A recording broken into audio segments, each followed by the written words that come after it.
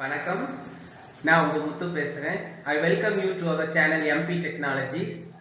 இன்னைக்கு இந்த வீடியோல நம்ம டிஸ்கஸ் பண்ண போற டாபிக் என்ன அப்படின்னா டிஸ்ட்ரக்டர். ஆப்ஜெக்ட் ஓரியன்டட் ப்ரோகிராமிங்ல டிஸ்ட்ரக்டர்ங்கிற ஒரு கான்செப்ட். அதை ஜாவால கொஞ்சம் என்ஹான்ஸ் பண்ணியிருக்காங்க. எப்படின்னா கார்பேஜ் கலெக்ஷன். கார்பேஜ் கலெக்ஷன் அப்படின்னா என்ன? First, what is destructor? Why Java doesn't support for descriptor and why garbage collection concept has been implemented in Java? அதை எல்லாத்தையும் நம்ம இந்த வீடியோல டீடைலா டிஸ்கஸ் பண்ணிடலாங்க. பார்க்கலாமா? First, what is destructor? What is a destructor? So destructor is a special method of a class. இங்க constructorவும் it's a special method of a class now. அப்ப destructor, yes, destructor is also a special method of a class. Okay, why it is used for? இது எதுக்கு use பண்றோம் அப்படின்னா destructor is used to perform finalization task. Constructor is used to perform initialization task அப்படின்னு பார்த்தோம் இல்லையா? இது just opposite. Destructor is used to perform finalization task. அது என்ன finalization task? Such as freeing up memory, deleting object, அதாவது closing connections, closing files, இந்த மாதிரி விஷயங்கள் எல்லாம் பண்றதுக்கு நம்ம எதை யூஸ் பண்ணுவோம் அப்படின்னா destructor-ஐ யூஸ் பண்ணிக்கலாம். ஓகே, இந்த destructor எப்போ கால் ஆகும்? Destructor is called automatically when an object is deleted. When an object is deleted. இப்போ constructor எப்போ கால் ஆகும்? Constructor is called automatically when an object is created, whereas destructor is called automatically when an object is deleted. அவ்வளவுதாங்க, ரொம்ப simple. ஒரு object delete ஆகும்போது ஆட்டோமேட்டிக்கா கால் ஆகக்கூடிய method தான் இது டிஸ்ட்ரக்டர். இப்போ எக்ஸாம்பிளுக்கு நம்ம பெயிண்ட் பிரஷ் வச்சு பார்த்தோம் இல்லையா? கன்ஸ்ட்ரக்டர் எக்ஸாம்பிளுக்கு இப்போ பெயிண்ட் பிரஷை ஓபன் பண்ணிருக்கீங்க, ஒரு படம் அழகா டிரா பண்றீங்க, ஒரு ஆப்ஜெக்ட் கிரியேட் பண்ணிட்டீங்க, அதுல ஏதோ ஒரு டாஸ்க் பண்ணிட்டு இருக்கீங்க, இது பண்ணியாச்சு. நீங்க சேவ்லாம் பண்ணாம நீங்க டைரக்டா க்ளோஸ் பட்டனை கிளிக் பண்ணா அது ஒரு क्वेश्चन கேட்கும். என்ன கேட்கும்? Do you want to save the changes? Yes or no? Say yes. நம்ம yes ன்னு சொன்னோம்னா அது என்ன பண்ணும்? Save dialog box open பண்ணும். அதுல நம்ம we will give the location and file name. லொகேஷனை செலக்ட் பண்ணி எந்த ஃபைல் நேம் அப்படின்னு கொடுத்தோம்னா அது சேவ் ஆகும். நோன்னு கொடுத்தீங்கன்னா அது சேவ் ஆகாம க்ளோஸ் ஆகும். அப்போ அங்க பாருங்க, ஒரு ஃபைனலைசேஷன் டாஸ்க் ஆட்டோமேட்டிக்கா பண்ணணும். அதாவது if the client area is edited, if the client area is edited and when the object is deleted, the program should ask the user whether he wants to save the changes or not. இல்லையா? That is important இல்லையா? So அப்போ ஒரு object delete ஆகுது, so அப்போ நான் அங்க ஏதாவது work பண்ணியிருக்கேன் அப்படின்னா that is to be finalized normally. அப்போ அதை பண்றதுக்கு நம்ம எதை யூஸ் பண்றோம்? டிஸ்ட்ரக்டரை யூஸ் பண்றோம். இப்போ ஒண்ணும் இல்லை, நம்ம ஒரு ஃபைலை ஓபன் பண்றோம். இப்போ பெயிண்ட் பிரஷ்ல நான் ஏற்கனவே வரைஞ்சிருக்க ஃபைலை ஓபன் பண்றேன். ஓபன் பண்ணி வச்ச மாதிரியே நான் மேல க்ளோஸ் பட்டனை கிளிக் பண்ணி க்ளோஸ் பண்றேன். அப்போ பாருங்க, the file is opened. First the file is properly closed, then the object is to be deleted. அப்படிதானா? அப்போ ஃபர்ஸ்ட் ஃபைல் என்ன ஆகணும்? ப்ராப்பரா க்ளோஸ் ஆகணும். அப்ப அந்த க்ளோஸ் பண்ற அந்த ஃபைலை க்ளோஸ் பண்ற அந்த ஃபங்க்ஷன் அதை எங்க எழுதிப்பாங்க? டிஸ்ட்ரக்டர்க்குள்ள தான் எழுதுவோம். இப்போ உங்களுக்கு டிஸ்ட்ரக்டரோட இம்பார்ட்டன்ஸ் புரிஞ்சிருக்கும். அதாவது destructor helps to perform finalization task. இந்த free up memory, closing connections, closing files, இந்த மாதிரி விஷயங்கள்லாம் பண்றதுக்கு நம்ம எதை யூஸ் பண்ணிக்கலாம்? டிஸ்ட்ரக்டரை யூஸ் பண்ணிக்கலாம். And destructor is called automatically when an object is deleted. Destructor does not return a value like constructor, and destructor does not take any arguments. ஏன்னா இது ஆட்டோமேட்டிக்கா கால் ஆகுது, பிளஸ் ஆப்ஜெக்ட் டெலீட் ஆகும்போது கால் ஆகுறதுனால நம்ம எந்த ஆர்குமெண்ட்டையும் பாஸ் பண்ண போவது இல்லை. So destructor does not take any argument. A class can have only one destructor. ஒரு கிளாஸ்க்கு ஒரு டிஸ்ட்ரக்டர் தான் நம்ம வச்சுக்க முடியும். இப்போ டிஸ்ட்ரக்டரோட இம்பார்ட்டன்ஸ், அதோட யூசேஜ் என்ன, அதோட பெனிஃபிட் என்ன அப்படிங்கிறது உங்களுக்கு நல்லா புரிஞ்சிருக்கும். இந்த பெயிண்ட் பிரஷ் எக்ஸாம்பிள் சொன்னேன் இல்லையா? ஸோ அதில் உங்களுக்கு நல்லா தெளிவாக அண்டர்ஸ்டாண்ட் பண்ணியிருப்பீங்கன்னு நம்புறேன். Okay, destructor implementation in other languages, object oriented programming லாங்குவேஜஸ்ல இப்போ C++ object oriented programming language தான், விஷுவல் C++, C#, இதுல எல்லாம் டிஸ்ட்ரக்டர் எப்படி இம்ப்ளிமெண்ட் பண்றோம் அப்படின்னா, டிஸ்ட்ரக்டர் is a special method of a class and it has the same name of the class name preceded with tilde symbol. இந்த tilde ன்னு ஒரு symbol ஒன்னு இருக்கும் கீபோர்ட்ல. சோ அந்த சிம்பலை வந்து நம்ம என்ன பண்ணுவோம், முன்னாடி போட்டுப்போம், கிளாஸ் நேம்க்கு முன்னாடி இந்த போட்டுருக்கோம் பாருங்க. அதாவது இப்படி கொடுத்தோம்னா இது வந்து என்னது, டிஸ்ட்ரக்டர் அப்படின்னு அர்த்தம். அவ்வளவுதான். பைத்தான்ல வந்து அந்த மாதிரி கொடுக்க மாட்டோம். அதாவது __del__ பிராக்கெட்டுக்குள்ள செல்ஸ். பைத்தான்ல அதுதான் என்னது, டிஸ்ட்ரக்டர். அவ்வளவுதாங்க, சிம்பிள். சோ இதை வந்து ஜாவால நம்ம டிஸ்ட்ரக்டரை இம்ப்ளிமெண்ட் பண்றோமா அப்படின்னா இம்ப்ளிமெண்ட் பண்ணல. அதாவது எக்ஸ்பிளிசிட்டா இம்ப்ளிமெண்ட் பண்ணணும்னா அதுக்கு ஒரு வழி இருக்கு, அதை நம்ம என்னன்னு பார்க்க போறோம். பட் ஜாவா வந்து இங்க வந்து it is enhanced with garbage collection. பாருங்க, ஒரு C++ ப்ரோக்ராம் டிஸ்ட்ரக்டருக்கு குட்டி ப்ரோக்ராம். சோ இத பாத்தீங்கனாலே உங்களுக்கு ஈஸியா புரியும், ஒண்ணும் பெரிய கஷ்டம்லாம் கிடையாது. Class my paint public my paint அப்படின்னு வச்சிருக்கேன். அப்படின்னா இது என்னது, constructor. This is constructor. So நான் cout I am constructor அப்படின்னு ஒரு மெசேஜ் வந்து டிஸ்ப்ளே பண்ண சொல்லியிருக்கோம், அது கால் ஆகும்போது. அதே மாதிரி பாருங்க, tilde my paint, இது என்னது, டிஸ்ட்ரக்டர். tilde கொடுத்துட்டோம், அப்ப இது வந்து என்னது, டிஸ்ட்ரக்டர். இங்க நம்ம வந்து சொல்லிருக்கோம் cout I am distractor அப்படின்னு ஒரு மெசேஜ் கொடுக்க சொல்றோம். சோ டிஸ்ட்ரக்டர் கால் ஆனால் அது I am distractorங்க மெசேஜ் பிரிண்ட் பண்ணும். சோ void mainல என்ன பண்ணிருக்கோம் பாருங்க, my paint p ஒரே ஒரு ஆப்ஜெக்ட் கிரியேட் பண்ணிருக்கோம். இங்க வந்து ரெஃபரன்ஸ் கிடையாது, it is an object. my paint p ன்னு சொன்னாலே the object is created இல்லையா? சோ ஜாவால my paint p ன்னு சொன்னோம்னா என்ன அர்த்தம், it is a reference. எப்போ ஆப்ஜெக்ட் கிரியேட் ஆகுது, when you use new operator. p is equal to new my paint அப்படின்னு கொடுத்தாதான் என்ன ஆகும், ஆப்ஜெக்ட் கிரியேட் ஆகும். பட் C++ பொறுத்தவரைக்கும் my paint p ன்னு சொன்னாலே ஆப்ஜெக்ட் is created. அப்ப object when an object is created, which method is called automatically, constructor. அப்ப பாருங்க, இந்த ப்ரோக்ராமை நான் கம்பைல் பண்ணி லிங்க் பண்ணிட்டேன்னா எனக்கு mypaint.exe கிடைக்கும். அப்ப நான் வந்து பாருங்க my paint அப்படின்னு நான் சொன்னேன்னா எனக்கு பாருங்க இந்த ஸ்டேட்மெண்ட், இந்த ஒரு ஸ்டேட்மெண்ட் தான் void mainல இருக்கு, இந்த ஸ்டேட்மெண்ட் எக்ஸிக்யூட் ஆகும். அப்ப ஆப்ஜெக்ட் கிரியேட் ஆகுது my paint p. அப்ப ஆப்ஜெக்ட் கிரியேட் ஆகும்போது ஆட்டோமேட்டிக்கா கால் ஆகக்கூடிய மெத்தட் என்ன, கன்ஸ்ட்ரக்டர். சோ அங்க என்ன இருக்கு, I am constructor. அப்ப இங்க I am constructor மெசேஜ் எனக்கு கிடைச்சாச்சு. அடுத்தப்பல ஒரு மெசேஜ் கிடைக்கு பாருங்க, I am distractor. இது எப்படி, ஏன்னா when the program comes to end, the object is deleted. the program முடியவும் the object வந்து என்ன ஆகுது, delete ஆகுது. அப்ப when the object is deleted, which method is called automatically, distractor.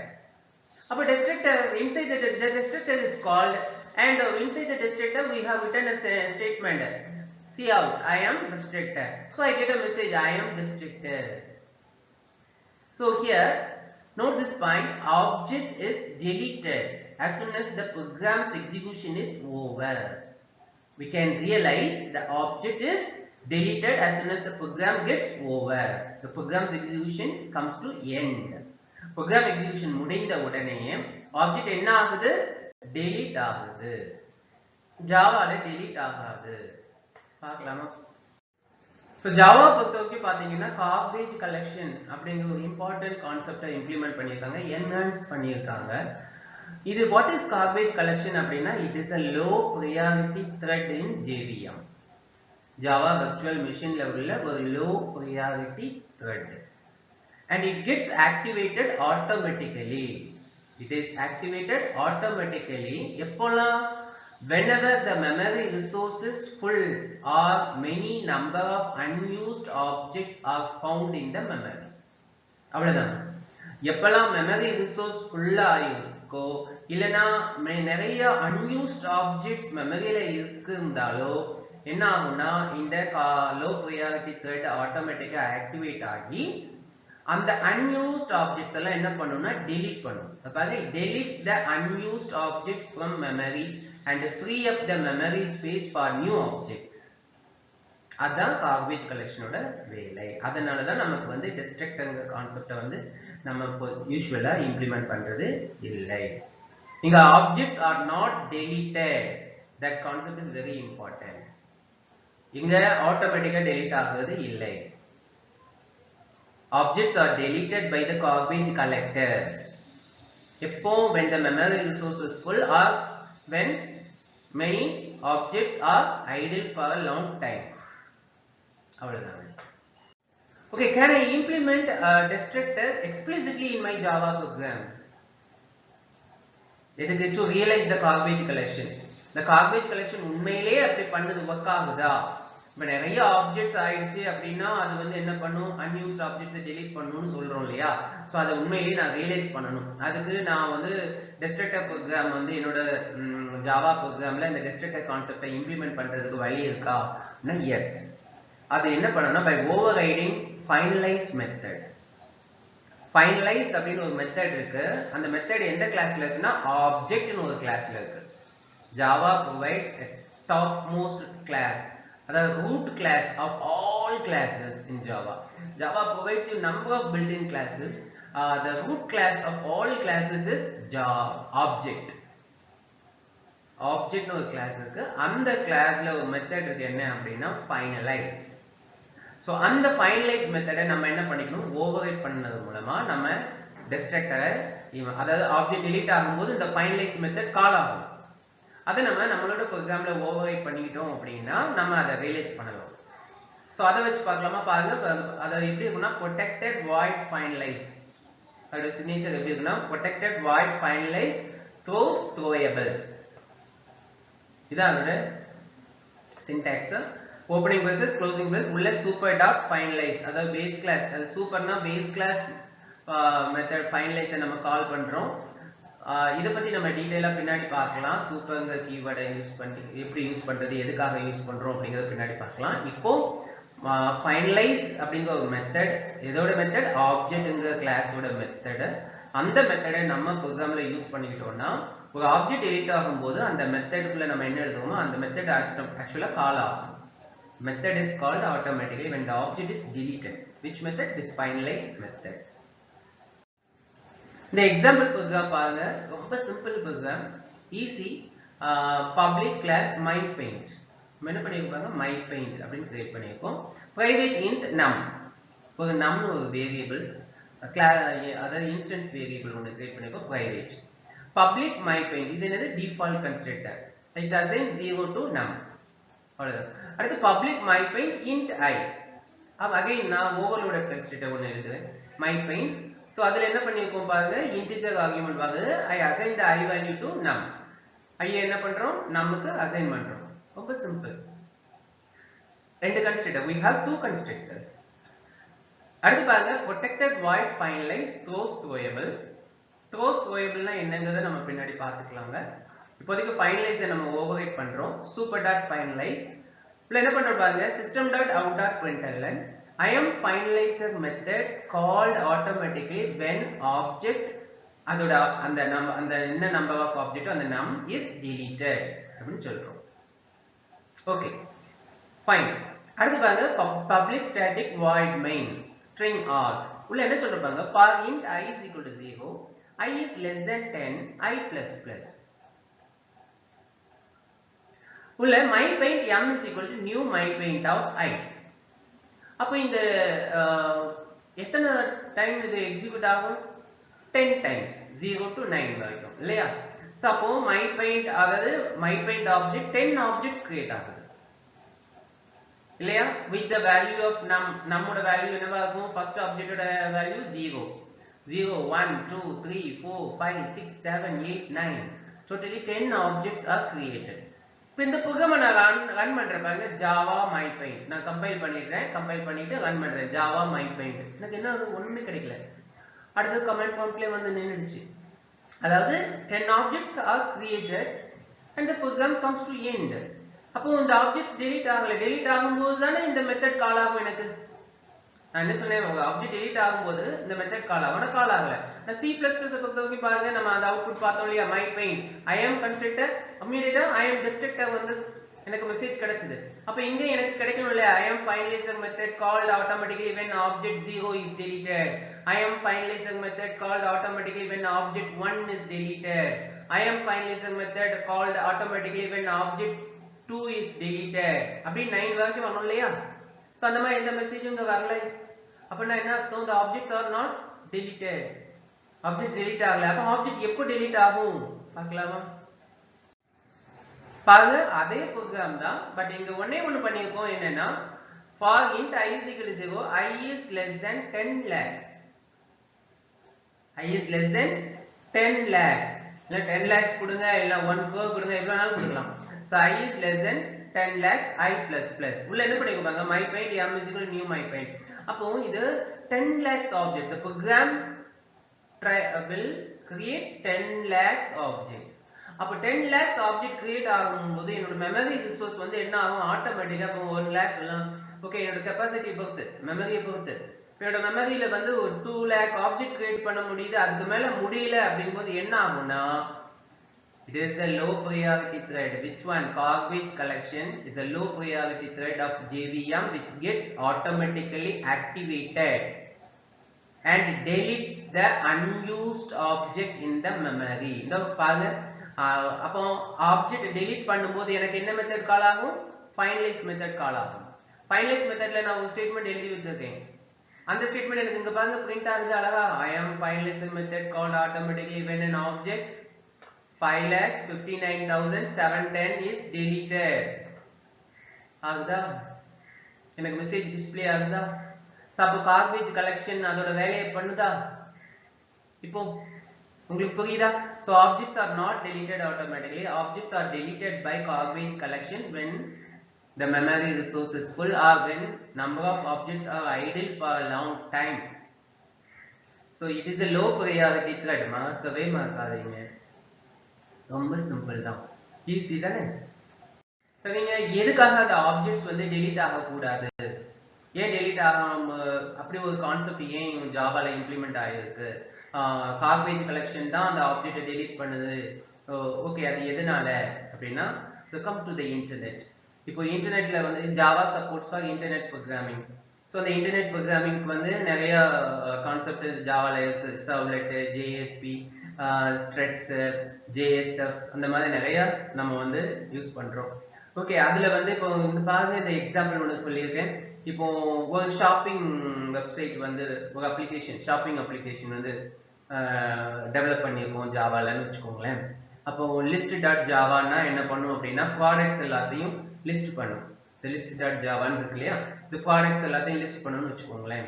அடுத்த மாதிரி add to cart dot Java. இப்போ பார்க்குறவங்க ப்ராடக்ட்ஸை வந்து பார்க்குறவங்க வந்து சில ப்ராடக்ட்ஸை வாங்கணும்னு விரும்புறாங்க, பர்ச்சேஸ் பண்ணணும். அப்போ அதை வந்து அவங்க கார்ட்ல ஆட் பண்றாங்க. அப்போ add to cart dot Java. So அது என்ன பண்ணுன்னா ஆட் பண்ணும் கார்ட்ல. அடுத்து வந்து பாருங்க, இன்னொரு ப்ரோக்ராம் இருக்கு செக் அவுட் டாட் ஜாவா. அது என்ன பண்ணா, ஓகே நான் வந்து 2-3 ஐட்டம்ஸ் சூஸ் பண்ணிருக்கேன், ஓகே போதும் ஃபினிஷ் கார்ட் பண்றேன் அப்படின்னா செக் அவுட் பண்ணுவேன். செக் அவுட் பண்ணா என்ன பண்ணுவோம், நீங்க இந்த ஐட்டம்ஸ் இவ்வளவு நம்பர் ஆஃப் குவான்டிட்டியில வாங்கியிருக்கீங்க, கேட்டிருக்கீங்க, இதுக்கு மொத்தம் அமௌண்ட் இவ்வளவு, இண்டிவிஜுவல் அமௌண்ட் போட்டு டோட்டல் அமௌண்ட் போட்டு உங்களுக்கு என்ன பண்ணுவோம், செக் அவுட் வந்து டிஸ்பிளே பண்ணும். அடுத்து பாருங்க பேமெண்ட் டாட் ஜாவா. அங்க வந்து என்ன ரெடி டு பே, அந்த பேமெண்ட் ப்ராசஸ் எல்லாத்தையும் பண்ணக்கூடிய ஒரு ப்ரோக்ராமா இருக்கும். ரைட், இப்போ நான் ஒருத்தங்க மட்டும்தான் ப்ராடக்டை வியூ பண்ணுவாங்களா? இல்ல, நிறைய பேர் வியூ பண்ணலாம்.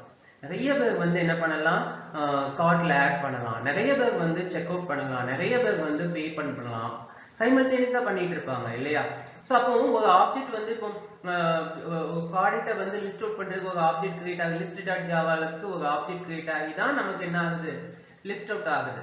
ஓகே, அப்ப அது வந்து அந்த லிஸ்ட் டாட் ஜாவான்னு இருக்கலாம், இல்லைன்னா அது ஒரு பீனா இருக்கலாம். பீன் அதாவது ஒரு காம்போனண்டா இருக்கலாம், இல்லை ஒரு ஜேஎஸ்பியா இருக்கலாம், இல்லை ஒரு சர்வ்லெட்டா இருக்கலாம், ஏதோ ஒன்று. ஸோ அது வந்து நமக்கு வந்து என்ன பண்ணுது, நமக்கு லிஸ்ட் பண்ணுது. ஸோ அந்த ஆப்ஜெக்ட் வந்து அது ஒர்க்கை முடிச்சுட்டு உடனே டெலீட் ஆகும் கூடாது. ஏன் டெலீட் ஆகக்கூடாது? ஏன்னா இப்போ if another computer, if another request is coming from another person, the object is to be ready to serve இல்லையா? இப்போ இந்த கம்ப்யூட்டர்ல இருந்து மட்டும்தான் ரெக்வெஸ்ட் வரணும் இல்லை, இன்னொரு கம்ப்யூட்டர்ல இருந்து ரெக்வெஸ்ட் வருது. ஓகே, இங்களுக்கு சர்வ் பண்ணிட்டு இமிடியேட்டா அந்த ஆப்ஜெக்ட் என்ன பண்ணலாம், அது லிஸ்ட் டேட்டா, இப்போ இந்த லிஸ்ட் டேட்டாபேஸ்ல இருந்து எடுத்துட்டு வருது இல்லையா? சோ இந்த ப்ராடக்ட் லிஸ்ட் எங்க இருந்து எடுத்துட்டு டேட்டாபேஸ்ல இருந்து. அப்போ டேட்டாபேஸோட ஒரு கனெக்ஷனை எஸ்டாப்லிஷ் பண்ணி ஓகேயா?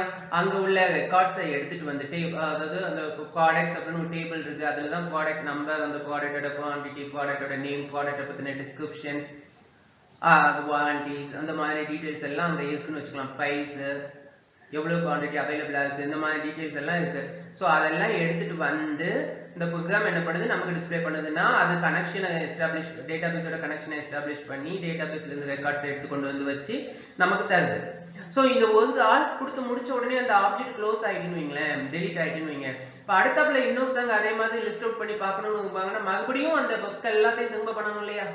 அதுக்கு அந்த ஆப்ஜெக்ட் வந்து உங்களுக்கு அவைலபிளா இருந்ததுன்னா அடுத்தவங்களுக்கு it is ready to serve for the next request.